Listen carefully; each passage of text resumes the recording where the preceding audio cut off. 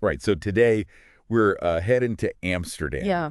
But not for the, the usual stuff, not for the canals or the windmills or any of that. Right. We're going way deeper. We're diving deep into how this city built on a swamp, became like a global powerhouse. Yeah. Impacting everything from finance to even religious tolerance. It's really quite the story. Oh, yeah, it's wild. Yeah. And trust me, Yeah. you are not going to want to miss this. No, it's fascinating. I think what's so captivating about Amsterdam is that, it's not your typical story of empires and armies and conquests. It's really about resilience and adaptability and this really fascinating kind of blend of like religious devotion but also capitalist ambition. Well, and that's what's so interesting about the source material for this deep dive. It's The Rest is History, and specifically their episode that they recorded right in Amsterdam. Well, in Dam Square. oh, wow. And they actually point out that, like, Dam isn't just a name. Right. It's the very foundation of the city. Literally. Literally, yeah. Yeah.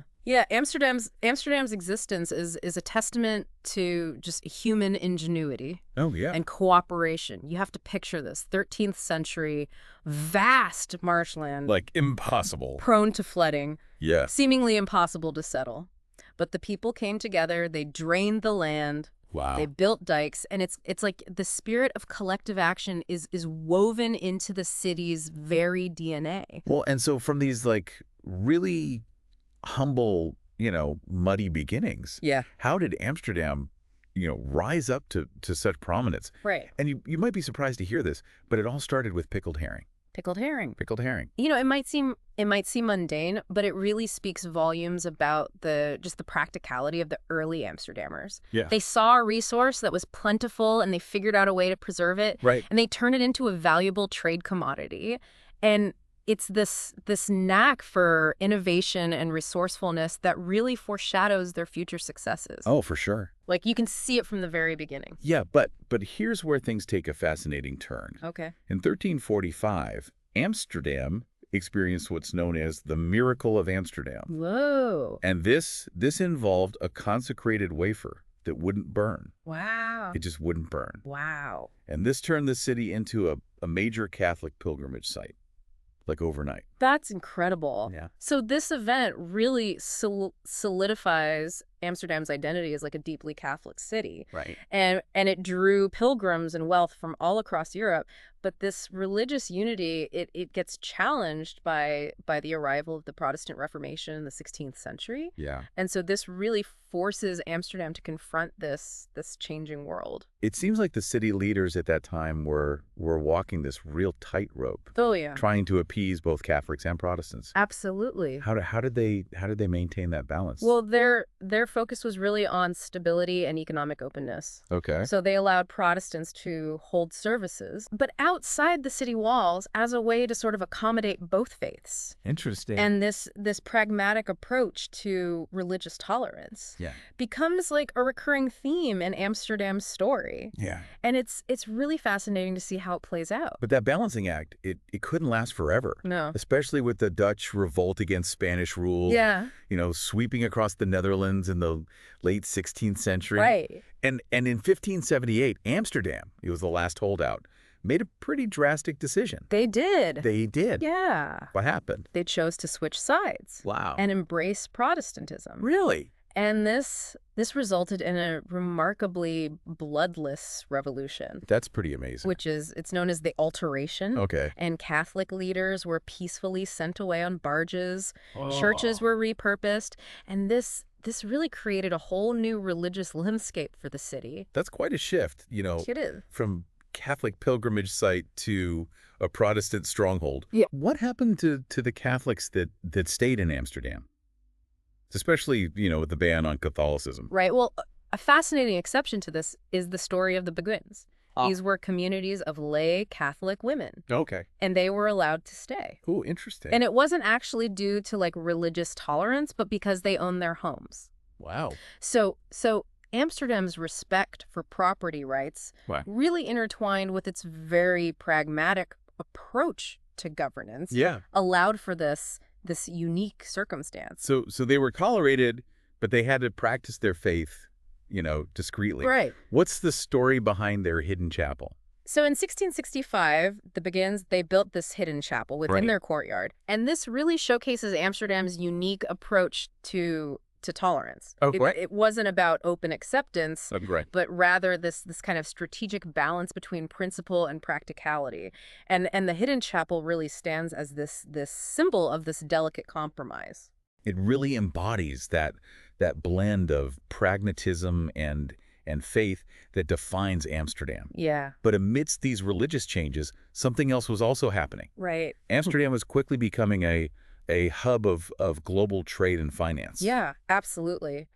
This leads us to the Dutch East India Company, the VOC, Okay. which was founded in 1602, with its headquarters right there in Amsterdam. Right. And the VOC, it wasn't just about trading goods. It revolutionized the very nature of business. What was so revolutionary about the VOC? Well, they introduced this concept of selling shares in the company itself, Okay. not just individual voyages. Interesting. And this innovative move led to the development of the Amsterdam Stock Exchange, Right. which, it would go on to influence financial markets for centuries to come. So this suggests that like a lot of the financial practices that, we take for granted today Right. originated in 17th century Amsterdam. Exactly. That's fascinating. It really highlights Amsterdam's impact on global finance and the development of modern capitalism. Yeah. The VOC transformed Amsterdam into this global hub, overflowing with exotic goods, Yeah. spices, porcelain,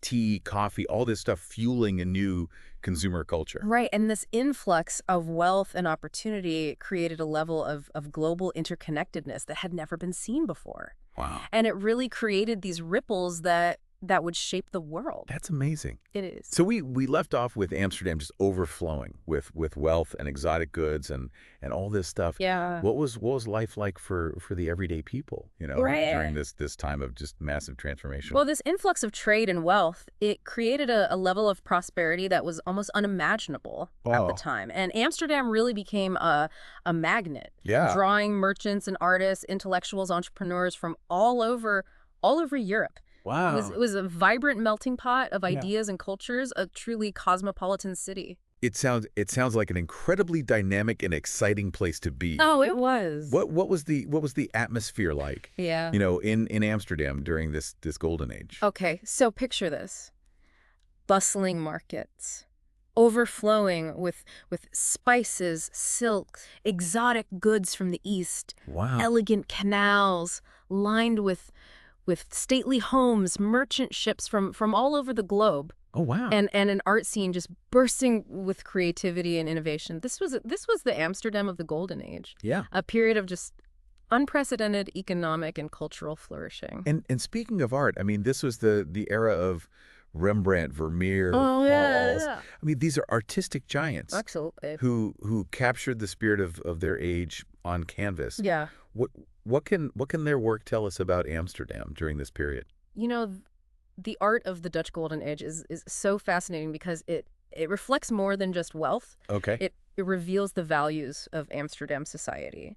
The Dutch, they were immensely proud of their hard-won prosperity, but they remain grounded in this practicality and this sense of modesty. So instead of like opulent palaces and extravagant displays of wealth, Right. what kind of art did they create? Well, you see a preference for these intimate portraits of merchants and their families, serene landscapes that capture the Dutch countryside. Oh, wow. And these incredibly detailed still lifes that showcase everyday objects. And these paintings provide, this intimate glimpse into the daily lives and the aspirations of the people who lived in this remarkable city. It seems like they were sending a message like we've achieved success, but we haven't forgotten where we came from. Exactly. Like that kind of thing. And this sense of grounded pragmatism. Yeah. It's evident not just in their art, but also in the city's architecture.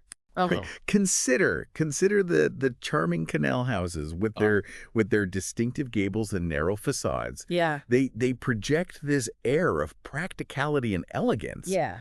Without being ostentatious. It's almost as if Amsterdam during its golden age was saying, we've made it, right, but we're not going to let it go to our heads. Right. Yeah. And their level-headedness, it extended to their approach to governance as well. Okay. Remember their tolerance of the Beguines. Right. That same practicality shaped their response to the challenges of managing a rapidly growing Right. and diverse city. So how did they manage to keep things running smoothly Right. with so much growth and change happening all at once? Well, they benefited from a strong tradition of civic engagement. Right. Their city government was made up of merchants and professionals Right. who understood the needs. Yeah. Of the people they represented. Yeah. And they also invested heavily in infrastructure, canals, bridges, public buildings. Wow. All designed to facilitate trade and a good quality of life for its citizens. It seems like they were remarkably forward-thinking in their approach to city planning and governance. Absolutely. And their forward thinking wasn't limited to infrastructure. Amsterdam had a relatively progressive system of poor relief. Oh, wow. And public health. They even established a network of orphanages and hospitals that were far ahead of their time. Wow. Yeah. So it wasn't just about economic success. Yeah. It was about creating a society that benefited everyone, not just the wealthy elite. Precisely. And that's what makes Amsterdam's golden age so compelling. It wasn't just a period of immense material wealth. Right. It was a time of intellectual ferment, artistic brilliance, and social innovation all intertwined. It's incredible how this city, which started as a literal swamp, became this model of urban planning and social progress, centuries ago. It's a testament to the power of human ingenuity, adaptability, and a willingness to embrace new ideas and approaches. But of course, no period of history is without its complexities and challenges. Yeah. What were some of the less glamorous aspects of this period of rapid growth and prosperity? I mean, after all, no city's perfect, even during the golden age. Right, of course. The rapid influx of wealth and people, it led to its own set of challenges. There were concerns about overcrowding, crime, social unrest, and as we discussed earlier, the speculative nature of a Dutch economy. Right. While it led to great booms, it also resulted in financial bubbles and crashes. Yeah. The most famous being tulip mania. So even in its golden age, Amsterdam had to grapple with the unintended consequences of rapid growth and change. It sounds a bit like the challenges many cities face today, doesn't it? It does. It reminds us that progress is rarely a straight line. Right. Even the most successful societies face setbacks and unexpected challenges. And Amsterdam's experience really underscores this complex interplay of economic forces, social dynamics, For sure. and the constant need for adaptation. We've journeyed from Amsterdam's really humble beginnings as a settlement on a swamp to its dazzling golden age, a time of immense prosperity and cultural flourishing.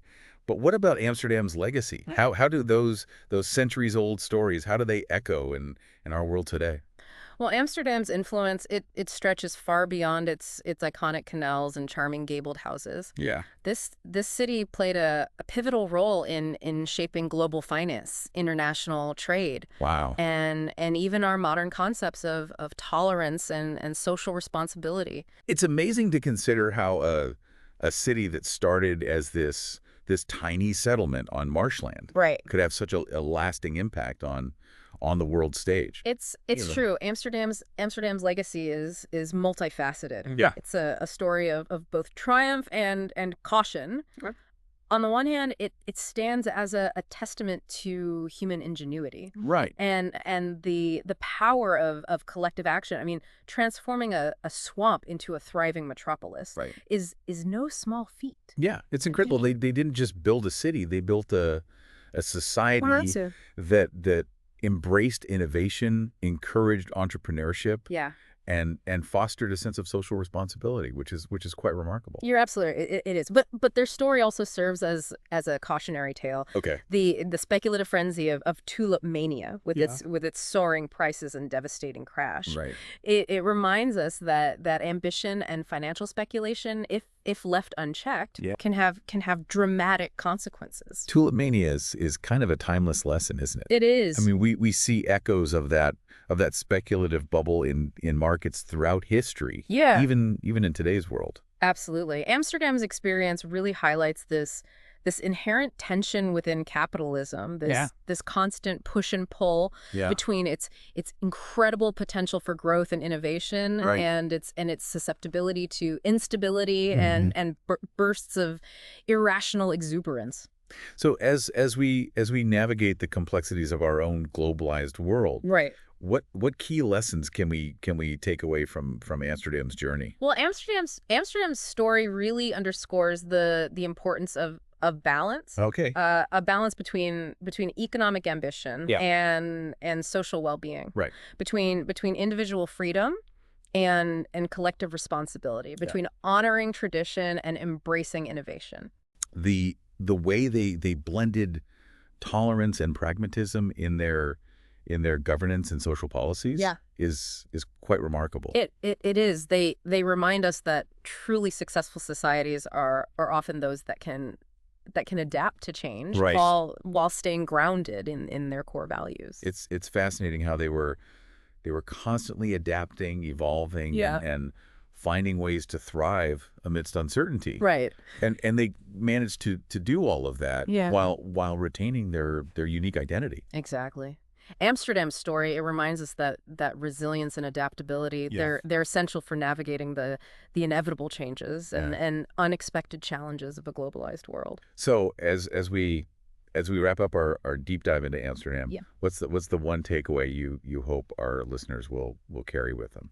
I think Amsterdam demonstrates that even a city built on a seemingly, inhospitable foundation can achieve extraordinary things. Yeah. It speaks to human ingenuity, adaptability, and a willingness to embrace both the opportunities and the challenges that come with interconnectedness. It's both an inspiring and cautionary tale, reminding us that success is often fragile, and we need to be mindful of the potential pitfalls of unbridled ambition. It's a story that has much to teach us about the complexities of our own times, urging us to find that crucial balance between progress and stability. Well, there you have it. Yeah. From pickled herring to tulip mania, from hidden chapels to global empires. It's quite a journey. We've covered a lot of ground in our whirlwind tour. We have. Through centuries of Amsterdam's, fascinating history. And we've only scratched the surface. I encourage our listeners to explore further, to delve deeper into Amsterdam's art, architecture, and its enduring legacy. It's a journey worth taking. Because sometimes the best way to understand where we are is to take a deep dive into the past. Absolutely. Until next time, keep exploring. Keep exploring. Keep questioning and keep learning.